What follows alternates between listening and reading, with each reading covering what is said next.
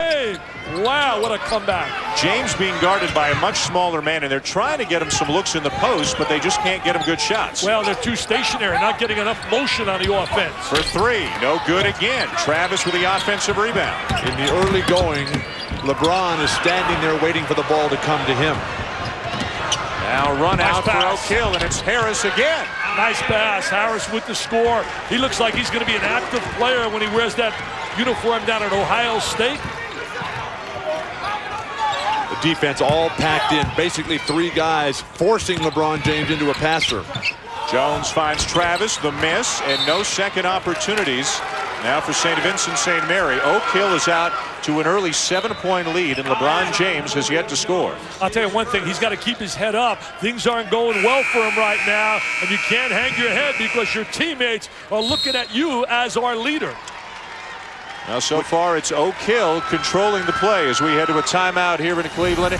Still waiting for LeBron James to get going. O'Kill, no trouble getting going up and down the floor, leading by 7. A quiet start for LeBron James, and while the future is unquestionably bright, you cannot say the same for the past. Here's LeBron James on some of the things he's had to overcome. Down in the projects, in those hard times, you see everything from crackheads, to drug dealers, to gunshots every night, to police sirens. And I think it just made me stronger, it made me stronger in a way not to do those things and to know what's right from wrong down there. Well, you can get an in-depth look at LeBron James following our game as ESPN The Magazine's Next features a select group of young athletes who may change the nature of the sports they play. James will be included, as will junior college tailback Brandon Jacobs and Chicago Cub first base prospect Hee-Seop Choi. ESPN The Magazine's Next follows us here tonight on ESPN2. Dan Schulman, Dick Vitale, Bill Walton, Jay Billis, all here to look in on LeBron James against Oak Hill. And while you're preparing for the show that's following us, the next show, there's some terrific things on ESPN.com. Some Tom Friend articles outlining the life that LeBron James has had to lead. And also Mark Stein talked about his path to greatness, and it's really interesting reading a lot of good in-depth stories. All Oak Hill early. Although missing an outside shot there is Swan, so the lead is still 7. This is the shooter, Corey Jones. And there's James with a follow. I'll tell you, he got up and down the court there, and he saw that great passing ability. Goes for the block, altered the shot, and now ripping down the rebound is Travis. You can just see in that one sequence the talent potential that he possesses. The explosiveness, but Drew Joyce, the coach, said that they need to get into the open court.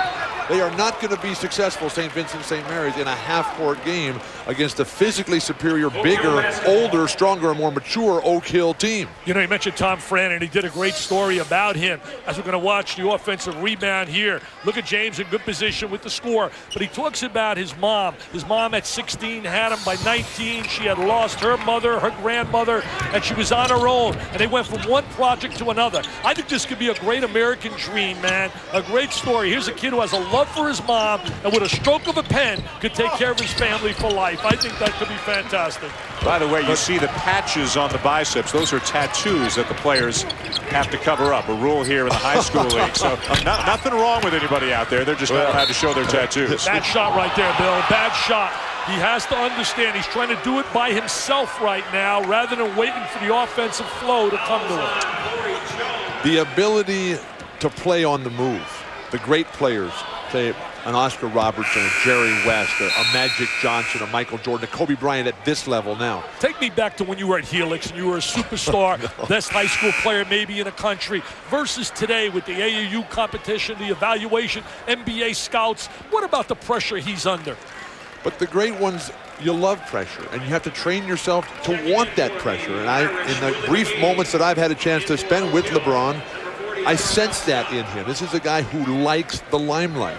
And when I played high school basketball... You never liked the limelight, did you? You never liked the limelight. I liked it on the court. Once I stepped off that court, I was terrified. Yeah, you never wanted to talk to the media. You I had a speech impediment. I couldn't say hello. I couldn't say thank you. Now they can't get me to shut up. Hey, poor Dan Schumann. He's getting paid by the word. He's in trouble here tonight.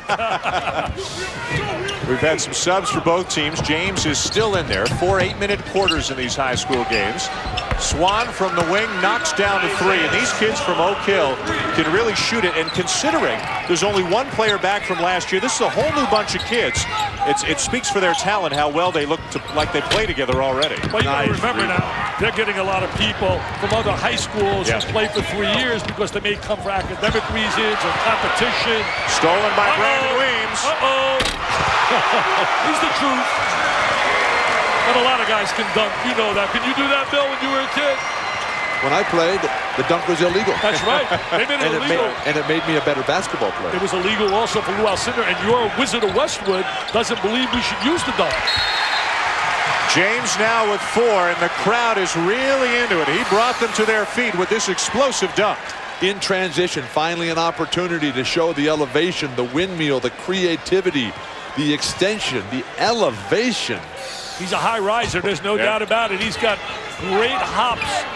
I talked to a lot of people, including this morning, Mike Fratello called me, the former Cavs coach, and I'm telling you, everybody I spoke to, Bill, you saw that pass, the instincts. That's what we have to talk about. They absolutely raved about his instincts and passing ability, and we're not saying he's Magic Johnson, and we're not saying he's Michael Jordan, but that's the kind of descriptions I was receiving. Magic Johnson passing ability as a youngster.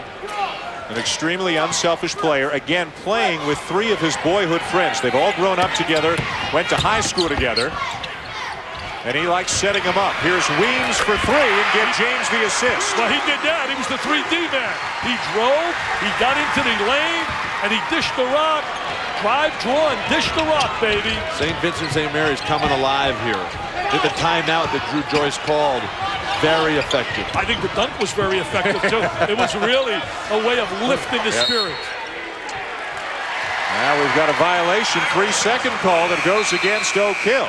One of the ways that the game has changed over the years is the start of games at all levels. And one thing that great players do is they learn how to hit from the opening tap. And LeBron James, who gets so many opportunities, he needs to learn how to compact his game and just explode the first moment he steps foot on the court. Joyce and Weems, both point guards in there together. James still on the floor, and he's got a size advantage on Swan, and there they go. That's a mismatch. That's an M&M'er. You can't handle him inside one-on-one. They'll need the redhead to go out there and guard him. Mr. Walton.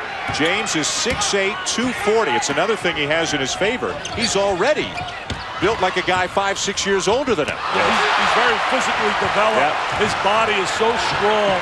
I love his instinct. You look at him in the locker room, it's unbelievable. This guy is a man at 17 years old. LeBron James will not turn 18 until December 30th. Coming back, St. Vincent St. Mary's. What an explosive dunk as James and the Fighting Irish are back in it. Coach, a little bit about Oak Hill Academy in Virginia and some of the great players that have gone through there. That's a young Jerry Stackhouse from a few years ago.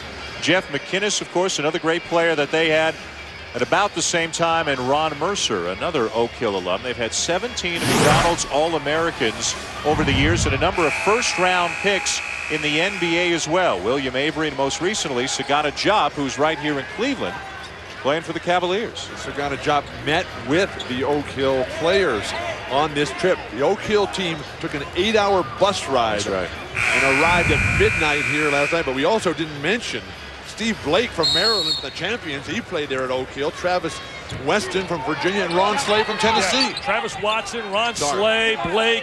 They've had so many great teams. That team was undefeated in 98, 99, 32-0. They were 36-0 in 92 and 93 with Stackhouse, McInnes, and company.